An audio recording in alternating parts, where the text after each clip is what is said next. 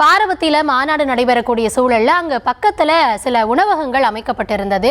இந்த நிலையில மாநாட்டு திடலுக்கு அருகில் இருக்கக்கூடிய அந்த விற்கப்படக்கூடிய உணவுகள் தரமாக இல்லாததனால தொண்டர்கள் அதை கீழே கொட்டி செல்லக்கூடிய நிலையும் ஏற்பட்டிருக்கிறது. இது தொடர்பான விவரங்களோடு இணைகிறார் எம்முடைய செய்தியாளர் தங்கமணி.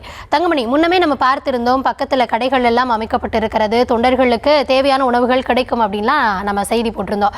ஆனா இப்ப அங்க கிடைக்கக்கூடிய உணவு தரமா இல்லை, இதனால சுற்றுச்சூழல் மாசுபடக்கூடிய வகையில் அவர்கள் உணவுகளை அங்கேயே கொட்டி செல்றாங்க அப்படின்ற தகவலும் கிடைக்கப்பட்டிருக்கிறது. என்ன நடக்கிறது, கூடுதல் விவரம்?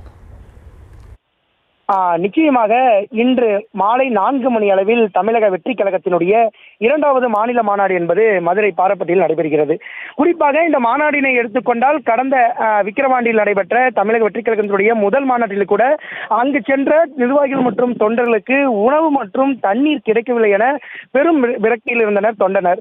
இந்த நிலையில தான் தற்போது இந்த 2வது மாநில மாநாட்டில் தற்போது மாநாட்டு திடல் அருகிலேயே மிகப்பெரிய இடத்தில் பார்த்தீங்கன்னா தனியார் சார்பில் அவர்கள் அந்த உணவு கூடங்கள், பழங்கள் மற்றும் இதர தண்ணீர் பாட்டில் விற்பனை கூடங்கள் என்பது அமைக்கப்பட்டிருக்கின்றது. தொடர்ந்து சுமார் 200க்கும் மேற்பட்ட கடைகள் என்பது அமைக்கப்பட்டிருக்கிறது.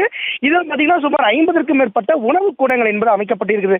தனியார் சார்பில் இவர்கள் தக்காளி சாதம், லெமன், புளியோதரை போன்ற பல்வேறு சாதங்களை பேக்கெட் பண்ணியும் அதே சமயத்தில் பாக்குத்தட்டு என்கின்ற அந்த தட்டில் வச்சு அவர்கள் உணவுகளை தந்து வருகின்றனர். தொடர்ந்து இங்க வர நிர்வாகிகள் என்ன சொல்றாங்கன்னா, நாங்க பல்வேறு மாவட்டத்திலிருந்து வரோம், நாங்க நேற்று நைட்டே கிளம்பிட்டோம், இங்க நல்ல சாப்பாடு சாப்பிடலாம் அப்படின்னு நாங்க வந்திருந்தோம். ஆனா பாத்தீங்கன்னா இங்க நல்ல சாப்பாடு இல்லை எங்களுக்கு, நாங்க 70 ரூபா கொடுத்து ஒரு சாப்பாடு வாங்குறோம் அப்படின்னாலும் கூட அந்த சாப்பாடு எங்க சாப்பிட கூட முடியல, நாங்க இங்கே கொட்டிட்டு போயிடுறோம், ரொம்ப ரேட்டு எச்சா வித்துட்டு இருக்கிறாங்க, ஒரு தண்ணி பாட்டில் 30 ரூபாங்கிறாங்க, அதே சமயத்துல தர்பூசணி ஒரு டப்பா பாத்தீங்கன்னா 50 ரூபா வரைக்கும் இங்க விற்கிறாங்க.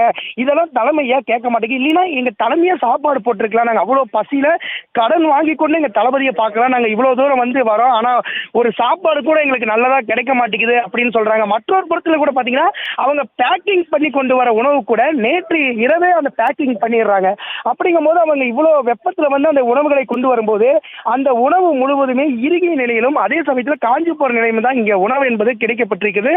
அதே சமயத்தில் அவர்கள் அந்த வாங்குகிற உணவுகளை ஒரு பாதி அளவு கூட சாப்பிடாம அவங்க அங்கங்கேயே கொட்டிட்டு போயிடுறாங்க. அதனால துர்நாற்றம் வீசக்கூடிய அந்த அபாயம் என்பது தற்போது இந்த மாநாட்டு திடல் அருகிலேயே ஏற்பட்டிருக்கின்றது.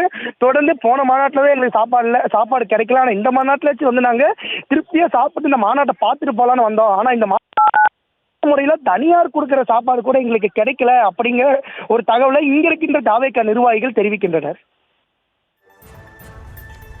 உங்களுடைய விவரங்களுக்கு நன்றி தங்கமணி. இது தொடர்பாக தொண்டர் ஒருவர் தெரிவித்த கருத்துக்களை தற்போது பார்க்கலாம்.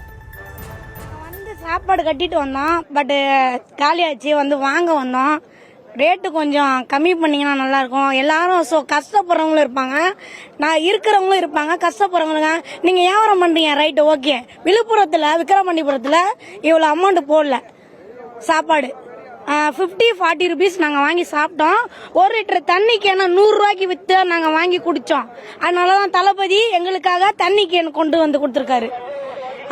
தளபதி இல்லாம அடுத்தடுத்த தொண்டர்கள்ல பெரிய பெரிய நிர்வாகிகளா இருக்கிறவங்க அவங்களோட சொந்த செலவை போட்டு ஸ்நாக்ஸ், தண்ணி கேனு, தளபதியோட போட்டோ போட்டு நிறைய பேர் கொண்டு வந்தாங்க. ஸோ நாங்களாம் அதெல்லாம் வாங்கி வச்சிருக்கோம். மாநாட்டுக்குள்ளாக 80 ருபீஸ்ங்கிறது அநியாயம். ஒரு சாதம் 80 ருபீஸ் நீங்க கொடுக்குறீங்க, உங்களுக்கு சேல்ஸ் ஆகுன்னு கொடுக்குறீங்க, பட் அது வயிறு நிறையுமா? நீங்களே யோசிச்சு பாருங்க. நீங்க வியாபாரம் பண்றீங்க, ஸோ அது நான் எங்களுக்கு புரியுது.